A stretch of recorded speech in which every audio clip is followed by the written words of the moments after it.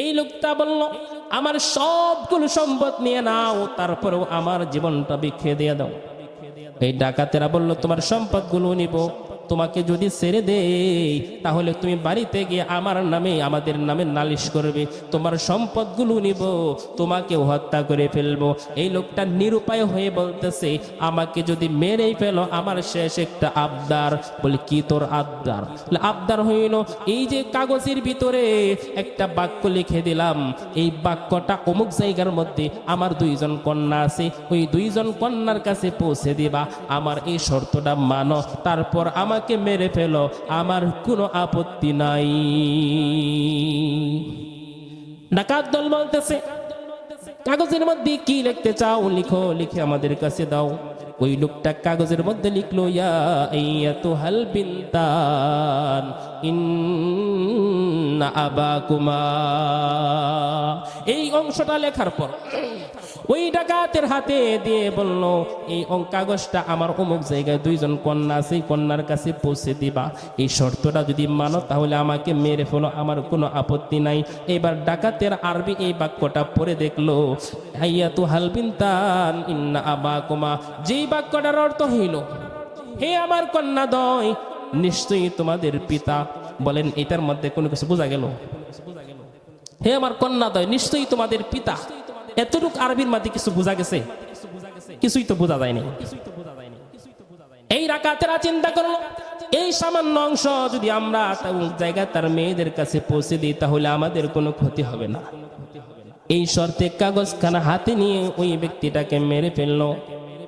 এবার ডাকাত হইলেও মনের ভিতরে একটু দয়া আসলো। বলে, এই লোকটার সমস্ত সম্পদ নিয়ে নিলাম এবং তাকে মেরে ফেললাম। সে একটা আবদার করে গিয়েছিল, কমপক্ষে তার আবদারটা রক্ষা করি। এবার তারা এই কাগজটা নিয়ে ওই ঠিকানায় তার ওই দুই কন্যার কাছে চলে গেল। কন্যার কাছে যাওয়ার পর কন্যার হাতে যখন এই কাগজের টুকরাটা দিল, কাগজের টুকরাটা দেওয়ার পরে সাথে সাথে ওই দুই কন্যা এই কবিতার যে অর্ধেক লিখেছিল, ইয়া আইয়াতুহাল বিনতান ইন্না আবাকুমা, এটার সাথে মিলিয়ে কবিতার লাইনটা পরিপূর্ণ করে ফেললো, ওয়াল কাতিলুনা বাইকুমা। এবার পরিপূর্ণ অর্থ দাঁড়াইলো, হে আমার কন্যাদ্বয়, নিশ্চয়ই তোমাদের পিতা আর তোমাদের পিতার হত্যাকারী তোমাদের সামনেই রয়েছে। আল্লাহ রাব্বুল আলামিন সূরাতুল বাকারার শুরুর আয়াতের মধ্যে বলেন, আলিফ লাম মিম যালিকাল কিতাবু লা রাইবা ফীহি হুদাল লিল মুত্তাকিন।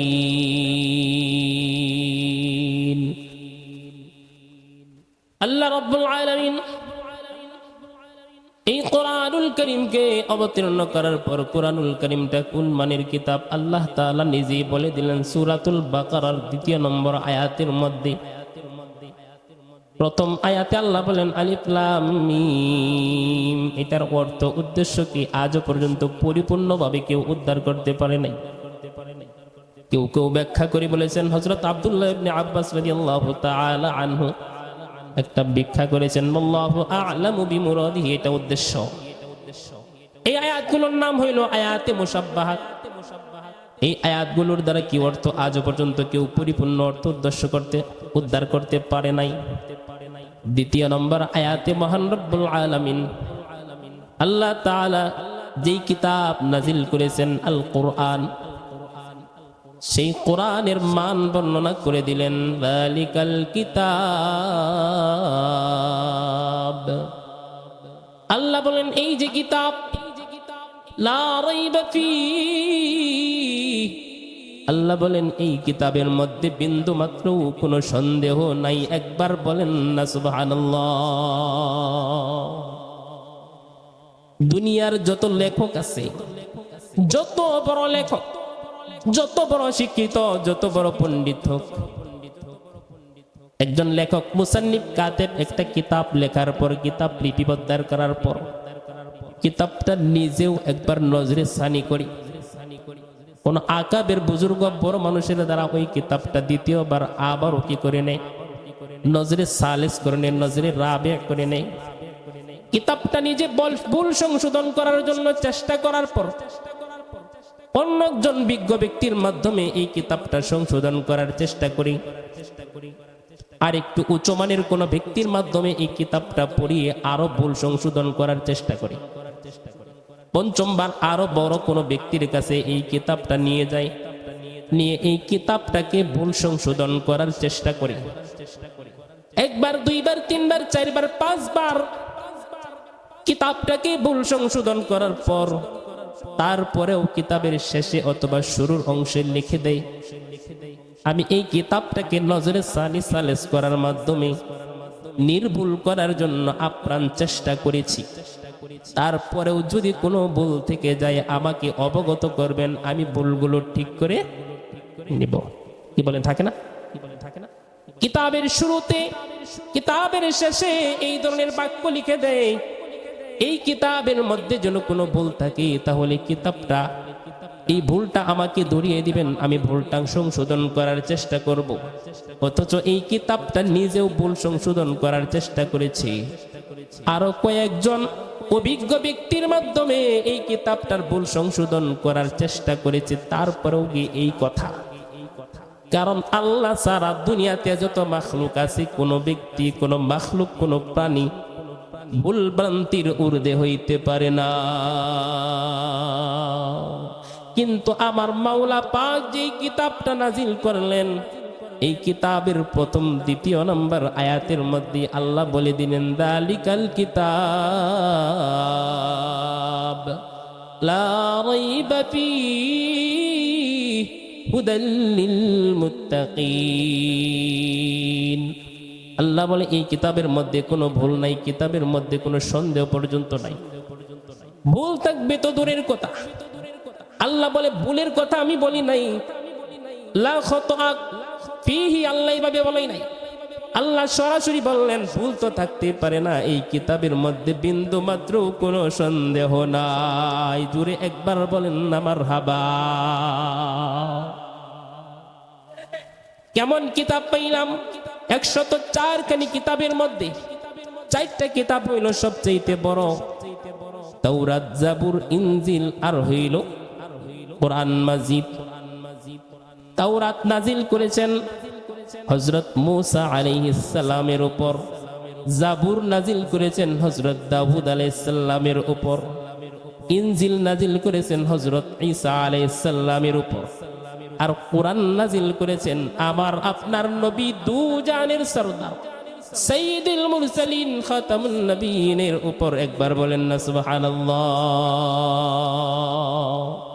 আল্লাহ এই 104 খানা কিতাব নাজিল করার পর এই 4টা কিতাব হইল সবচেয়ে শ্রেষ্ঠ।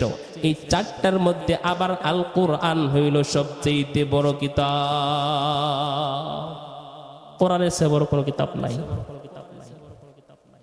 আল্লাহ এই কিতাবের ব্যাপারে ঘোষণা করে দিলেন কিতাবের মধ্যে কোনো সন্দেহ নাই, ভুল তো দূরের কথা, কোনো সন্দেহ নাই। আবার এই কিতাবটা কি জন্য আল্লাহ তাআলা নাজিল করেছেন? আল্লাহ বলেন হুদাল লিল মুত্তাকিন। আল্লাহ বলেন এই কিতাবকে আমি মুত্তাকিদের জন্য, পরহেজগার বান্দাদের জন্য পথ প্রদর্শক হিসাবে এই দুনিয়ার বুকে আমি প্রেরণ করেছি। বলেন না সুবহানাল্লাহ। আল্লাহ বলেন এই কিতাবটাকে আমি আরবি ভাষায় নাজিল করেছি, বিলিসানিন আরাবিয়্যিম মুবিন। তাহলে আমরা পেয়ে গেলাম এই কিতাবটা কোন মানের কিতাব। 104 খানা কিতাবের মধ্যে 4টা কিতাব হইল শ্রেষ্ঠ, ওই 4টার মধ্যে আবার এইটা হইল শ্রেষ্ঠ। যেই কিতাবের ব্যাপারে আল্লাহ নিজেই ঘোষণা করে দিলেন এই কিতাবের মধ্যে বিন্দু মাত্র কোনো সন্দেহ থাকতে পারে না। এই পৃথিবীতে যত পয়গাম্বর, যত নবী রাসূল আল্লাহ তাআলা এই দুনিয়াতে পাঠাইছেন, সবচাইতে শ্রেষ্ঠ নবী হইলেন আমার আপনার নবী, দু জাহানের সরদার সাইয়্যিদুল মুরসালিন খাতামুন নবিয়্যিন মুহাম্মাদুর রাসূলুল্লাহ সাল্লাল্লাহু আলাইহি ওয়াসাল্লাম। শ্রেষ্ঠ নবী পাইলাম, শ্রেষ্ঠ নবীর উপর শ্রেষ্ঠ কিতাব দিয়ে আমার রব্বুল আলামিন আপনাকে আমাকে শ্রেষ্ঠ উম্মত বানাইলেন। একবার কি চিন্তা করে দেখেছি আমরা এত বড় নিয়ামত পাইলাম, কোনদিন কি চাইছেন যে মুহাম্মদ সাল্লাল্লাহু আলাইহি সাল্লামের উম্মত বানাইও? কোন সময় কি আপনি আর আমি চাইছি যে শ্রেষ্ঠ কিতাব আল কোরআনের অনুসরণকারী বানাইও? একটাও চাই নাই। তারপরেও মহান রব্বুল আলামিন আমাকে আপনাকে শ্রেষ্ঠ নবীর শ্রেষ্ঠ উম্মত বানাইছেন, শ্রেষ্ঠ কিতাবের শ্রেষ্ঠ অনুসরণকারী বানাইছেন। একবার বলেন না সুবহানাল্লাহ। এক নম্বরে পাইলাম কোরআন কোন মানের কিতাব। এবার মানটা বুঝে আসছে তো? কোরআন সবচেয়ে শ্রেষ্ঠ কিতাব। পৃথিবীর আর কোন কিতাবের ব্যাপারে এমন কোন গ্যারান্টি নাই। মানুষ ভুল ভ্রান্তির ঊর্ধ্বে না। এই কিতাবের মধ্যে যে ভুল নাই, কারণ কি? এই কিতাবটা কার? আল্লাহ। কিতাবটা কার একবার বলেন না? আল্লাহ। যেই কিতাবের লেখক যত বড় হয়, যেই কিতাবের মুসান্নিফ যত বড় হয়, ওই কিতাবটা তত মানওয়ালা হয়। যেই কিতাব আল্লাহ রাব্বুল আলামিন নিজে নাজিল করেছেন, সেই কিতাবের মান কেমন হবে? আল্লাহ বলে দিলেন কিতাবে কোনো সন্দেহ নাই, ভুল তো নাই, সন্দেহ নাই। দুই নাম্বার, এই কিতাবটা মহান রব্বুল আলামিন আমার আপনার নবী দু জাহান সরদার সাইয়্যিদুল মুরসালিন খাতামুন নবিয়্যিন উপর মুজিজা হিসেবে দান করেছেন। বলেন না সুবহানাল্লাহ। বলে মুজিজা কেমনে হয়? নবীর উপর যত মুজিজা আসছে, যেমন মেরাজে একটা মুজিজা, কিছুদিন আগে আপনারা শাবান মাসে শাওয়াল,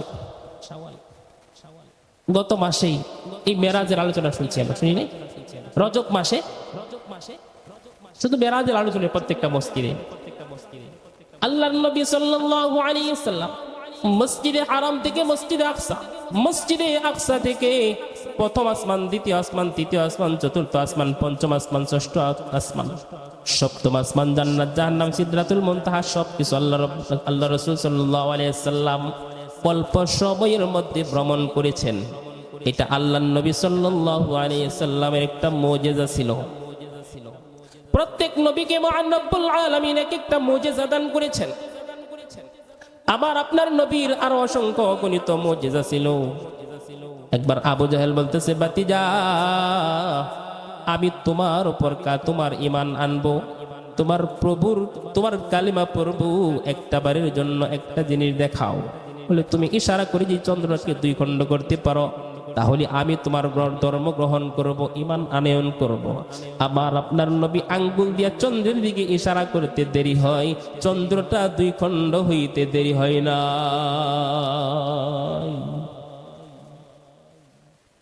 যুদ্ধের ময়দানে অল্প রুটি গোস্তের মাধ্যমে অসংখ্য অগণিত সাহাবায়ে কেরামকে মেহমানদারি করাইছেন।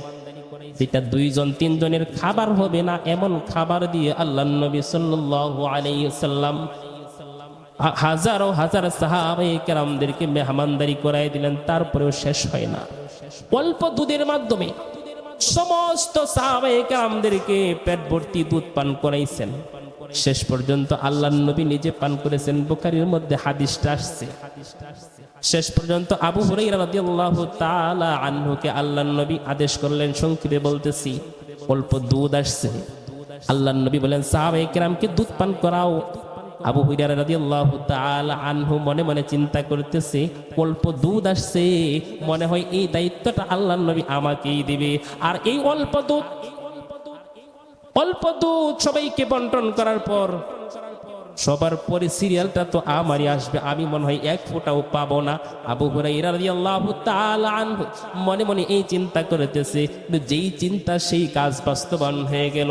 দুধটা আল্লাহর নবী আবু হুরায়রা রাদিয়াল্লাহু তাআলা আনহুর হাতে দিয়ে বলে, আবু হুরায়রা তোমার হাত দিয়ে সমস্ত সাহাবায়ে কেরামদেরকে দুধ পান করাও। সমস্ত সাহাবায়ে কেরাম, শত শত সাহাবায়ে কেরাম, 70-এর অধিক সাহাবায়ে কেরামকে আবু হুরায়রা নিজে দুধ পান করাইলেন। তারপরেও দুধ শেষ হয় না। শেষ পর্যন্ত আল্লাহর নবী বলেন, আবু হুরায়রা রে, এবার তুমি পান করো। আবু হুরায়রা পান করতে করতে একবার বলল, আল্লাহর নবী আমি দুধ পান করেছি। আল্লাহর নবী বলে আরো পান করো। বলে ইশরব, আরো পান করো। আবু হুরায়রা বলে আর তো পারছি না, অল্প একটা পাতিলের মধ্যে সমস্ত সাহাবায়ে কেরাম দুধ পান করলো। আবু হুরায়রা বলে আর পারতেছি না। আল্লাহর নবী বলেন এবার আমার হাতে দাও আমি পান করি। শেষ পর্যন্ত আল্লাহর নবী দুধ পান করে দুধটা শেষ করে দিলেন। যেই পরিমাণ দুধ ছিল একজনেরই ভালো করে হবে না, কিন্তু 70-এর অধিক সাহাবায়ে কেরামদেরকে তৃপ্তি সহকারে দুধ পান করানোর পরও সেই দুধটা পাতিল থেকে শেষ হয় না। এগুলো আল্লাহর নবীর মুজিজা ছিল। আল্লাহর নবী চন্দ্রকে দ্বিখণ্ড করেছেন। আল্লাহর নবী অল্প খাবারের মাধ্যমে হাজার হাজার সাহাবায়ে কেরামদেরকে তৃপ্তি সহকারে আহার করিয়েছেন। অল্প দুধের মাধ্যমে সমস্ত সাহাবায়ে কেরামদেরকে পরিতৃপ্তি করেছেন। পরিতৃপ্ত করার পর তারপরে দুধ শেষ হয় না। আল্লাহর নবীর এই প্রত্যেকটা মুজিজা, কিন্তু এই প্রত্যেকটা মুজিজার চাইতে সবচাইতে বড় মুজিজা হইল আল কোরআন। সবচাইতে বড় মুজিজা আল কোরআন। কোরআন আবার মুজিজা হয় কেমনে? কোরআন তো আমরা দেখি সাধারণ একটা কিতাব, আরবিতে লিপিবদ্ধ করা হয়েছে। বলে যারা আরবিতে ভালো পাণ্ডিত্য অর্জন করেছে তারাই তো ইচ্ছা করলে আরবিতে কিতাব লিখতে পারে। বলে না না না না, পারবে না, সেটা বোঝানোর জন্য বললাম।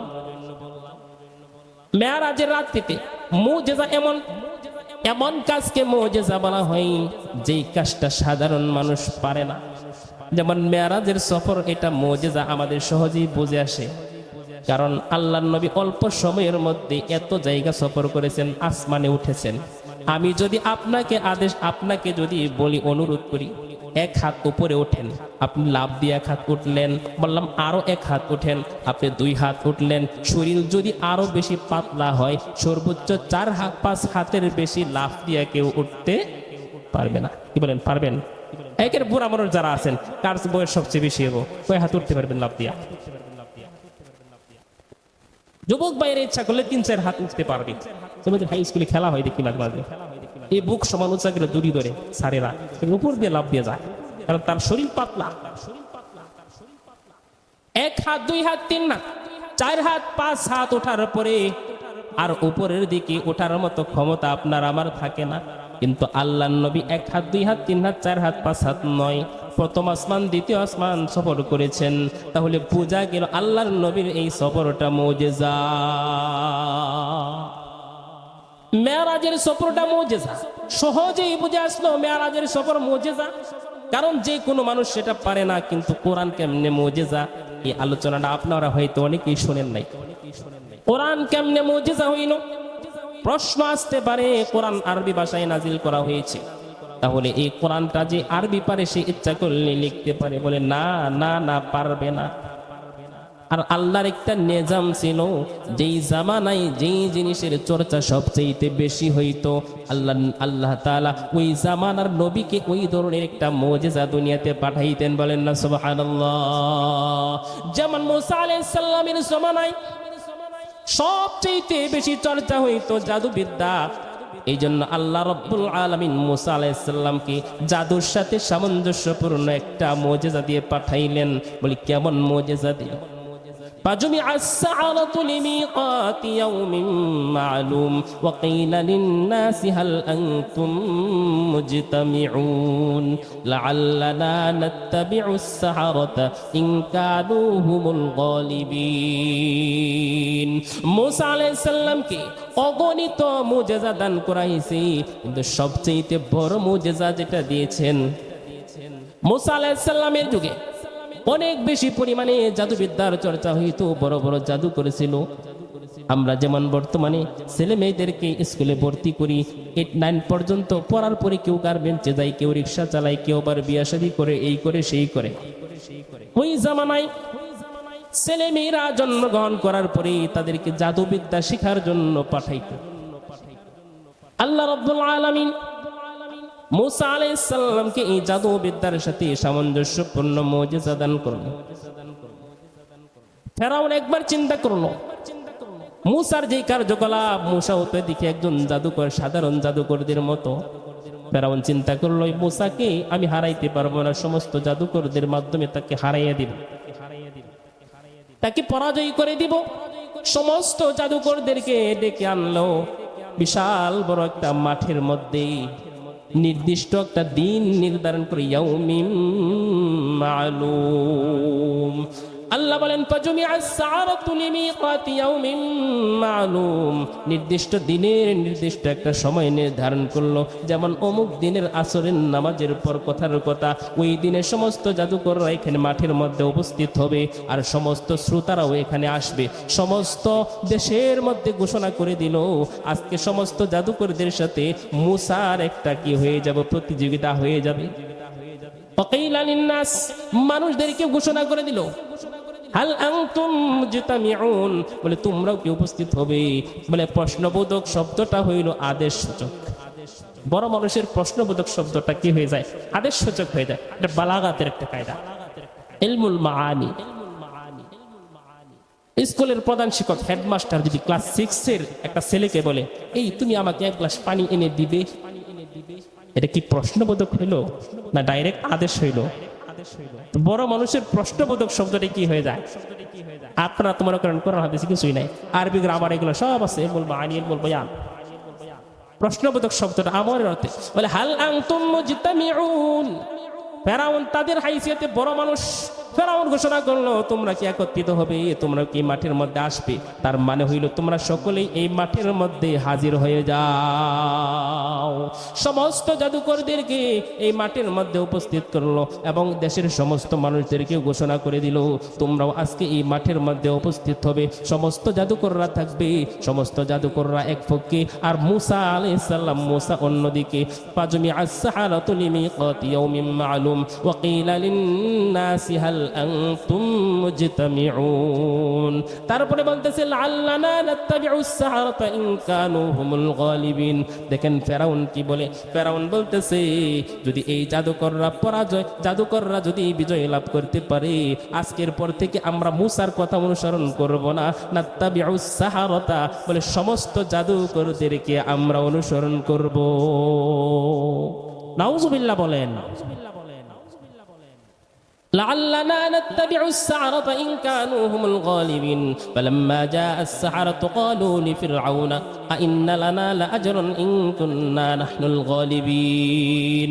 সমস্ত জাদুকররা এই মাঠের মধ্যে হাজির হয়ে বলতেছে যদি আমরা আজকের এই প্রতিযোগের মধ্যে আমরা যদি বিজয় লাভ করতে পারি আইন্না লানা লাআজরান ইন কুন্না নাহনুল গালিবিন, আমরা কি এই প্রতিযোগিতার মধ্যে বিজয় লাভ করলে আমাদের কোনো পুরস্কার থাকবে না। ফেরাউন ঘোষণা করে দিল ইন্নাকুম ইযাল লামিনাল মুকাররাবিন। বলি এই কথা আবার প্রশ্ন করা লাগে, তোমরা যদি বিজয় লাভ করতে পারো তাহলে তোমরা আমার নৈকট্য প্রাপ্ত হয়ে যাবে। ফেরাউন ঘোষণা করতেছে। এবার সমস্ত জাদুকররা তাদের লাঠি সংক্ষেপ বলে দিই আর দড়িগুলো ছেড়ে দিল। ফাআলকাউ হিবালাহুম ওয়া আসিয়াহুম ওয়া ক্বালু বিইজ্জাতি ফিরআউনা ইন্না লানাহনুল গালিবুন। এই জাদুকররা তাদের লাঠি এবং দড়িগুলো মাঠের মধ্যে ছেড়ে দিল, বিশাল বড় বড় সাপ হয়ে গেল এবং তারা এই কসম করতেছে বিইজ্জাতি ফিরআউনা ইন্না লানাহনুল গালিবুন, বলে ফেরাউনের ইজ্জতের কসম আমরাই আজকে বিজয় লাভ করব। একবার বলেন না নাউজুবিল্লাহ। ফেরাউনের নামে কসম করতেছে। فألقوا حبالهم وعصيهم وقالوا بعزة فرعون إنا لنحن الغالبون فألقى موسى عصاه فإذا هي تلقف ما يأفكون। موسى عليه السلام হাতের লাঠিটা ছেড়ে দিলেন।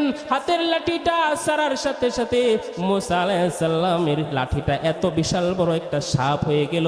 জাদুকরদের বানানো সমস্ত সাপগুলো মুসা আলাইহিস সালামের সাপের পেটের ভিতরে প্রবেশ করলো, সবগুলো সাপকে খেয়ে গ্রাস করে ফেললো। বলেন না সুবহানাল্লাহ। ফাউলকিয়াস সাহারাতু সাজিদিন। এবার সমস্ত জাদুকররা সাজদায় পড়ে গেছে, বলে এটা তো জাদুবিদ্যা না। কারণ তারা বুঝছে যে এত বড় জাদুকর হওয়ার পরেও যখন মুসা আলাইহিস সালামকে হারাইতে পারলাম না, সে সাধারণ কোনো ব্যক্তি না, সে আমাদের মতো চর্চা করে জাদুবিদ্যা অর্জন করে নাই, সে আল্লাহর পক্ষ থেকে মুজিজা নিয়ে আসছে। বলেন না সুবহানাল্লাহ। ফাউলকিয়াস সাহারাতু সাজিদিন। সমস্ত জাদুবিদ্যা ফেলে দিয়ে সাজদায় লুটে পড়েছে। তো এই কথাটা এই কারণে বললাম মুসা আলাইহিস সালামের জমানায় যেহেতু জাদুবিদ্যার বেশি হইতো, এই জন্য মহান রব্বুল আলামিন মুসা আলাইহিস সালামকে জাদুবিদ্যার সাথে সামঞ্জস্যপূর্ণ একটা মুজিজা দান করলেন। কিন্তু আমার আপনার নবীর জমানায় আসেন, আমার আলোচনার মধ্যে আমার আপনার নবীর জমানায় সবচেয়ে বেশি আরবি ভাষার চর্চা করা হইতো। কে কার থেকে বেশি কাব্য রচনা করতে পারে, কে কার চাইতে সুন্দর করে কবিতা বানাইতে পারে, গল্প বানাইতে পারে, ফাসাহাত বালাগাত পূর্ণ বাক্য বানাইতে পারে, এই বিষয়ে সবাই চর্চা করত। আল্লাহ রাব্বুল আলামিন সেই যুগে এমন এক কিতাব নাজিল করেছেন যার নাম হইল আল কোরআন। তাহলে বুঝেন কোরআনটা কেমনি সবচেয়ে বড় মুজিজা হিসেবে প্রমাণ হল। এই কোরআনকে মহান রব্বুল আলামিন যখন এই দুনিয়াতে প্রেরণ করলেন, মুহাম্মাদুর রাসূলুল্লাহ সাল্লাল্লাহু আলাইহি সাল্লামের উপর নাজিল করলেন। ওই জামানায় মানুষ এত আরবি ভাষায় পারদর্শী ছিল।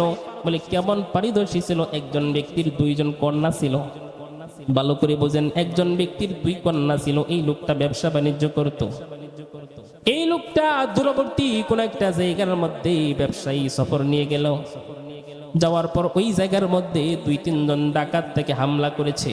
বলে তোর কি সম্পদ আছে? সবগুলো সম্পদ আমাকে দিয়ে দে। এই লোকটা বলল, আমার সবগুলো সম্পদ নিয়ে নাও, তারপরেও আমার জীবনটা বিখিয়ে দিয়ে দাও। এই ডাকাতেরা বলল, তোমার সম্পদগুলো নিব, তোমাকে যদি ছেড়ে দেই তাহলে তুমি বাড়িতে গিয়ে আমার নামে আমাদের নামে নালিশ করবে, তোমার সম্পদগুলো নিব, তোমাকে হত্যা করে ফেলবো। এই লোকটা নিরুপায় হয়ে বলতেছে, আমাকে যদি মেরেই ফেলো আমার শেষ একটা আবদার। বলি কি তোর আবদার? আবদার হইল এই যে কাগজের ভিতরে একটা বাক্য লিখে দিলাম, এই বাক্যটা অমুক জায়গার মধ্যে আমার দুইজন কন্যা আছে, ওই দুইজন কন্যার কাছে পৌঁছে দিবা। আমার এই শর্তটা মানো, তারপর আমাকে মেরে ফেলো, আমার কোনো আপত্তি নাই। ডাকাত দল বলতেছে, কাগজের মধ্যে কি লিখতে চাও? লিখো, লিখে আমাদের কাছে দাও। ওই লোকটা কাগজের মধ্যে লিখলো, ইয়া আইয়াতুহাল বিনতান ইন্না আবাকুমা। এই অংশটা লেখার পর ওই ডাকাতের হাতে দিয়ে বলল, এই কাগজটা আমার অমুক জায়গায় দুইজন কন্যা আছে, কন্যার কাছে পৌঁছে দিবা। এই শর্তটা যদি মানো তাহলে আমাকে মেরে ফেলো, আমার কোনো আপত্তি নাই।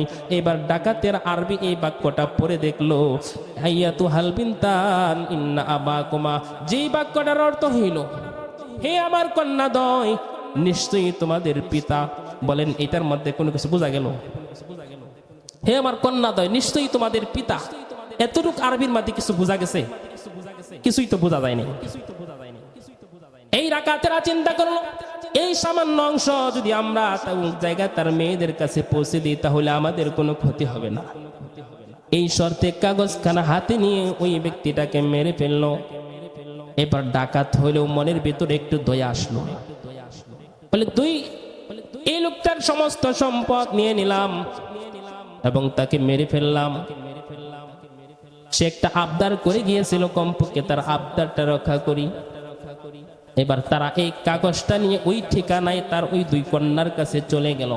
কন্যার কাছে যাওয়ার পর কন্যার হাতে যখন এই কাগজের টুকরাটা দিল, কাগজের টুকরাটা দেওয়ার পরে সাথে সাথে ওই দুই কন্যা এই কবিতার যে অর্ধেক লিখেছিল, ইয়া আইয়াতুহাল বিনতান ইন্না আবাকুমা, এটার সাথে মিলিয়ে কবিতার লাইনটা পরিপূর্ণ করে ফেললো, ওয়াল কাতিলুনা বাইকুমা। এবার পরিপূর্ণ অর্থ দাঁড়াইলো, হে আমার কন্যাদ্বয়, নিশ্চয়ই তোমাদের পিতা আর তোমাদের পিতার হত্যাকারী তোমাদের সামনেই রয়েছে। কবিতার পরিপূর্ণ অর্থ উদ্ধার করে তারা সমস্ত মানুষদেরকে ডেকে আনলো আর বলতে লাগলো, এই যে ডাকাত দলেরা আমাদের পিতাকে মেরে আসছে, তোমরা তাদেরকে ধরো। তাহলে আমি যেটা বোঝানোর জন্য বললাম, আরবিতে কি পরিমাণ পারদর্শী যোগ্যতা থাকলে কবিতার অর্ধেক শুনে পরিপূর্ণ কবিতাটা বানাইতে পারে। তাহলে কবিতা অর্ধেক শুনে আর পরিপূর্ণ কবিতাটা বানিয়ে যখন তারা তার অর্থ উদ্ধার করতে পারে, তাহলে কি পরিমাণ আরবিতে পারদর্শিতা ছিল।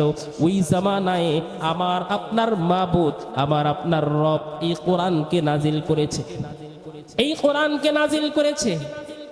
তারা যখন বলতে লাগলো এই কোরআন আল্লাহর পক্ষ থেকে নাজিলকৃত না, এই কোরআন মুহাম্মাদের বানানো, মহান রব্বুল আলামিন সূরা বনী ইসরাঈলের ৮৮ নম্বর আয়াতের মধ্যে চ্যালেঞ্জ করলেন, قل إن اجتمعت الإنس والجن على أن يأتوا بمثل هذا القرآن ولو كان بعضهم لبعض ظهيرا।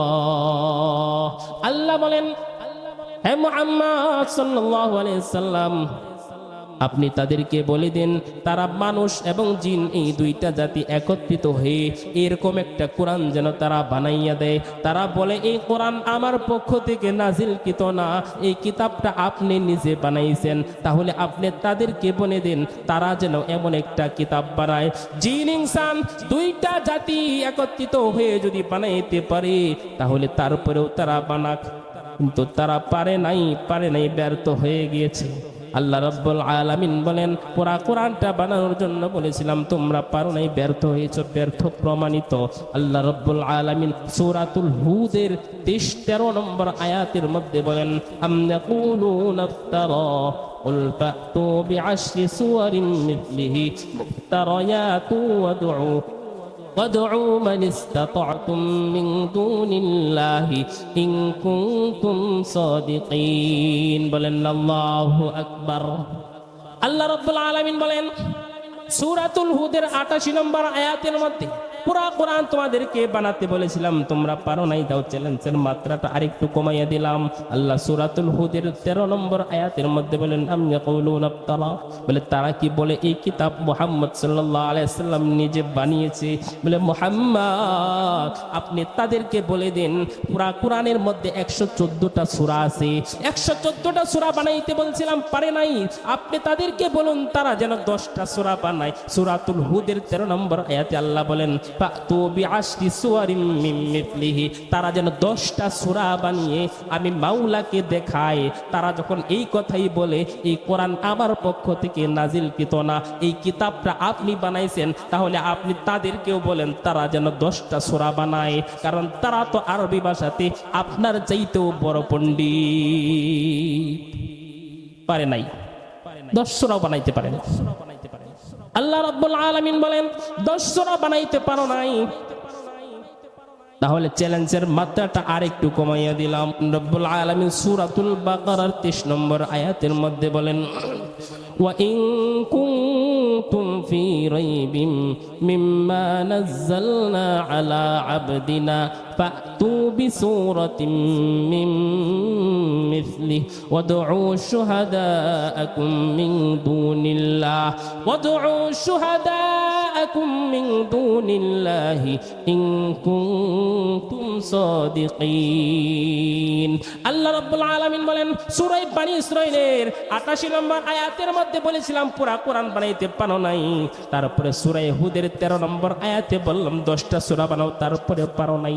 আল্লাহ বলেন এবার সূরা বাকারার 23 নম্বর আয়াতের মধ্যে বলেন একটা সূরা বানাও, ওয়া ইন কুনতুম ফি রাইবিম মিম্মা নাযালনা আলা আবদিনা ফাতু বিসূরাতিন মিন মিথলিহি, বলে আমার বান্দার উপর আমি যে কোরআন নাজিল করেছি কোরআনের ব্যাপারে যদি সন্দেহ করো, ফাতু বিসূরাতিন মিন মিথলিহি, এই কোরআনের মধ্যে যেই ধরনের সূরা রয়েছে এই রকম একটা সূরা বানিয়ে দেখাও, তারপরেও তারা পারে নাই। আল্লাহ বলেন তোমরা যদি একা না পারো, ওয়াদউ শুহাদাআকুম মিন দুনিল্লাহ, তোমাদের অন্তরালে যেই সমস্ত সাহায্যকারী রয়েছে কোরআন বানানোর ক্ষেত্রে তোমাদেরকে সহায়তা করবে, তারপরে তাদেরকে নিয়েও যদি পারো তারপর একটা সূরা বানাও।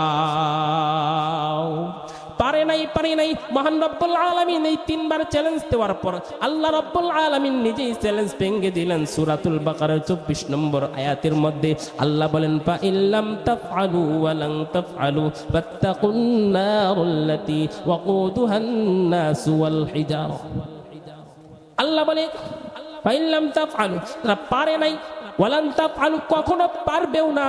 এই কোরআনের মতো কোরআন বানাইতে পারবে না, কোরআনের মতো সূরাও বানাইতে পারবে না।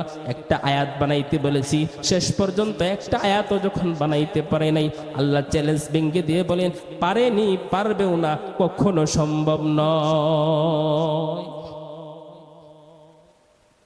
শুরুতেই বলেছিলাম যেই কাজটা মানুষ পারে না সেইটাই হয় মুজিজা। তাহলে কোরআন তারা বানাইতে পারে নাই, এই জন্য কোরআনটা হইল মুজিজা। মুজিজা কেমনে হইল আমরা বুঝতে পারছি তো, কোরআন কেমনে মুজিজা হইল। লাবিব ইবনে রবি রাদিয়াল্লাহু, লাবিব ইবনে রবি নামক একজন বিখ্যাত কবি ছিল।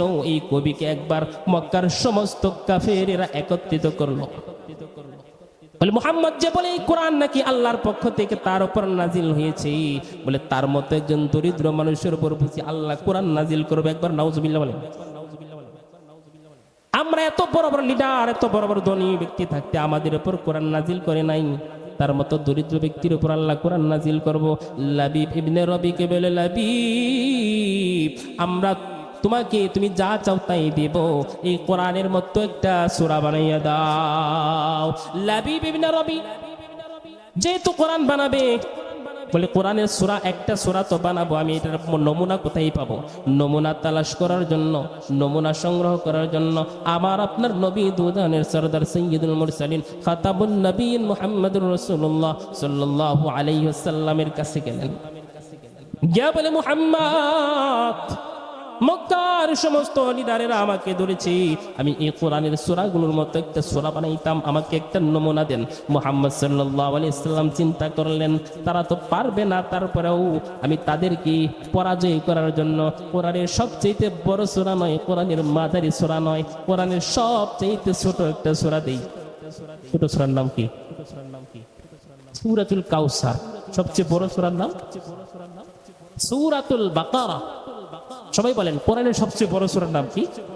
বাকারা। সবচেয়ে ছোট সূরা সূরাতুল কাউসার। হাফিজি কোরআন শরীফ এক লাইন, আর সূরাতুল বাকারা আড়াই পারার কাছাকাছি, অনেক লম্বা।